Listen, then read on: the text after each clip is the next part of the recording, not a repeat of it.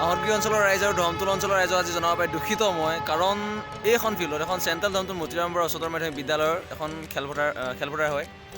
এই খেলপথাৰখন আজি প্ৰায় 2-3 মাহমানৰ আগত গোটেই আপোনাৰ 50-60জন ল'ৰা ছোৱালী মিলি বহি থাকে, কাৰণ অসম আৰক্ষী নিযুক্তি পৰীক্ষা আৰু ইণ্ডিয়ান আৰ্মি ৰানিঙৰ কাৰণে সকলোৱে প্ৰস্তুত হয়। কিন্তু অসম চৰকাৰৰ বিৰোধী ফলত মানে যি আধা হৈ গ'ল আধা নহ'ল, এনেকুৱা ক্ষেত্ৰত আজি মই অকলে এখন ফিল্ডত দৌৰিব লগা হৈছে, কাৰণ মোৰ লগৰ সকলোৱে ইণ্টাৰভিউ হৈ গ'ল, বাকী থাকিলগৈ মোৰ। বহুত দুখ লাগিছে, আজি অকলে দৌৰিব লগা হৈছে, কোনো নাই। ছোৱালীকেইজনী আহে, ছোৱালীকেইজনী কিন্তু খেলত দেৰিকৈ আহে, তো ল'ৰা কোনো নাই, মই অকলে। আৰু দুজনমান আছে, সেইকেইজন ধুনীয়া শুই আছে, উঠা নাই। তো কেতিয়া উঠিব নাজানো, সিহঁতে কেতিয়া আহিব। দেখিছেনে অত্তখন ফিল্ড, য'ত 50-60জন মানুহ বহি থাকে, কিন্তু আজি মই অকলে ইমানখিনি সময়ত।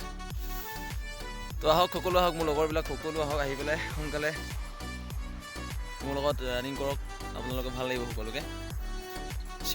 স্পেচিয়েলি শিৱ, সুদৰ্শন, সৰ্বানন্দ, মিণ্টু, তেনেকৈ কেইজনমান আছে আহিবলৈ, অহা নাই, আহিব আৰু। বাৰু যি নাই, কোনোবাই আহে নাহে পিছ কথা, মই আহিছোঁ, মই নিজে অকলে দৌৰোঁ। আমাৰ ভাস্কৰ কথাটো ক'বই নালাগে, সিটো ধুনীয়া শুইয়ে থাকে দেৰিলৈকে।